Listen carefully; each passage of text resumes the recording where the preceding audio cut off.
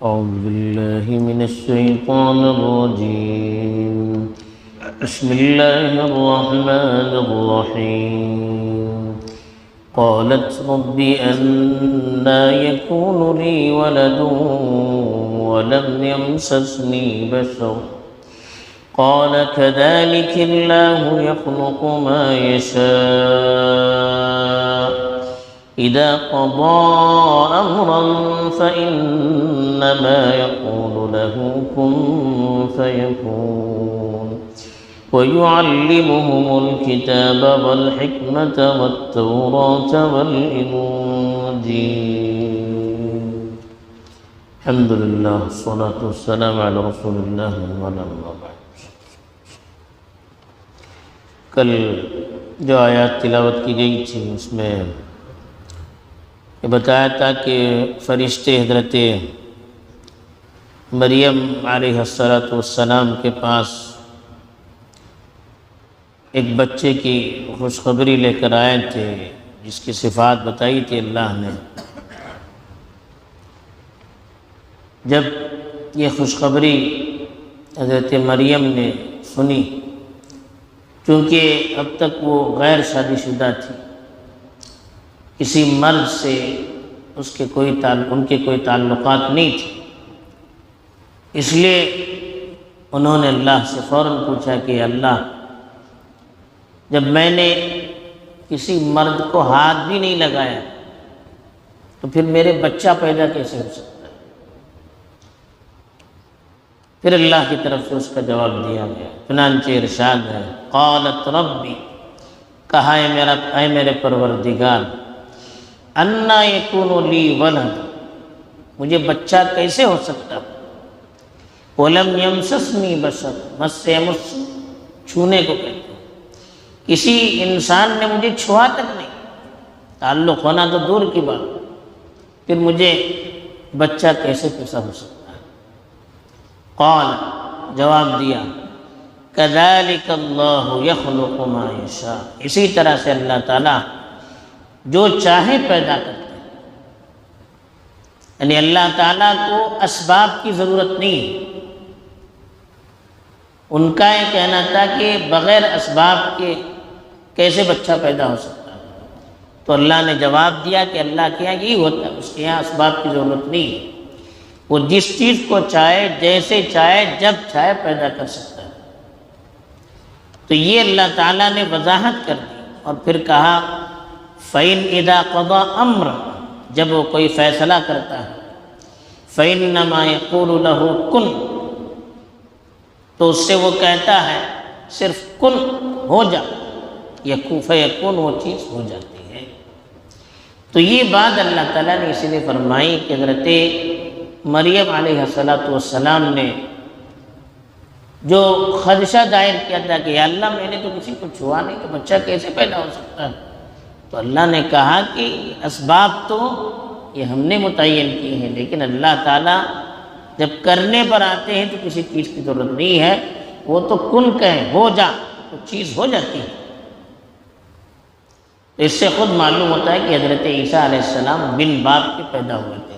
اسی لیے اللہ کو یہاں وضاحت کرنی پڑی، حضرت مریم کو سوال کرنا پڑا. اور اسی بنیاد پر عیسائیوں کو غلط فہمی ہوئی کہ جب ان کے کوئی باپ نہیں تو وہ اللہ کے بیٹے ہیں. اسی وجہ سے یہودیوں نے حضرت مریم پر الزام لگایا کہ بغیر شوہر کے وہ حاملہ ہو گئی، تو نعوذ باللہ اس نے غلط کام کیا. تو یہ سارے سوالات تو اسی لیے پیش آئے کہ بن باپ کے وہ پیدا ہوئے تھے.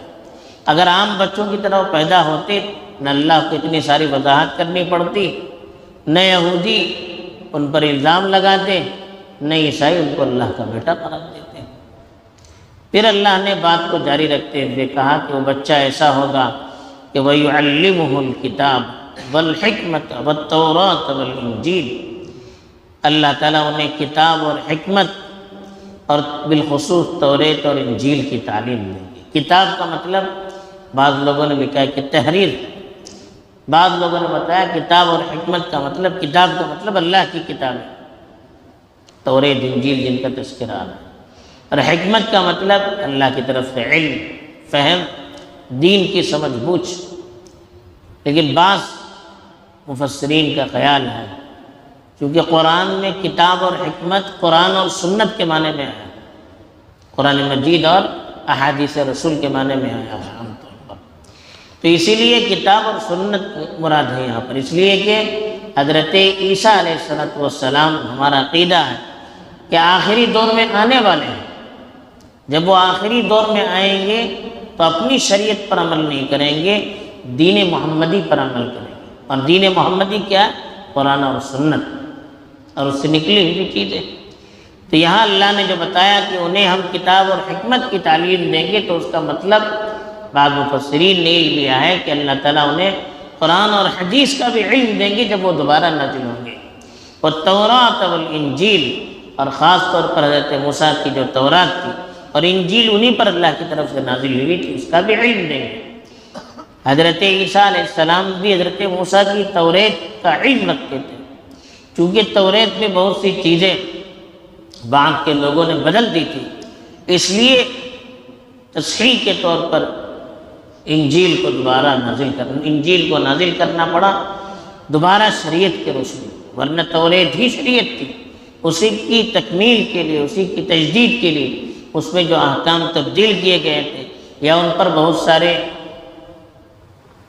سخت احکام دیے گئے تھے ان کی اپنی کمزوریوں کی وجہ سے، تو اس میں کچھ تخفیف وغیرہ کے لیے